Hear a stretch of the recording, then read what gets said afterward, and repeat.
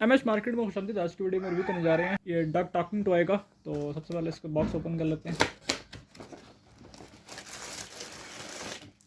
ये इसके साथ में हमारे पास ये एक इसकी चार्जिंग केबल आ जाती है। ये इसकी कैप दी हुई है, ठीक है। और यहाँ पे इसकी चार्जिंग केबल आप लगा सकते हैं किसी भी अडाप्टर, मोबाइल अडाप्टर के साथ ये केबल लगा लें, या लैपटॉप या कंप्यूटर के साथ भी केबल लगा के इसको चार्ज कर सकते हैं। यहाँ पे इसका ऑन ऑफ का बटन दिया हुआ है, ठीक है। यहाँ से आप इसको ऑन कर सकते हैं। और यहाँ पे इसके म्यूज़िक के बटन दिए हुए हैं। म्यूज़िक के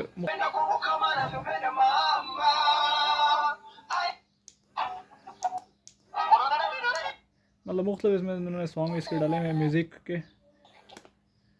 और अगर आप इसको परचेज़ करना चाहते हैं तो लिंक आपको वीडियो की डिस्क्रिप्शन में मिल जाएगा, वहाँ से जाके आप इसको परचेज़ कर सकते हैं।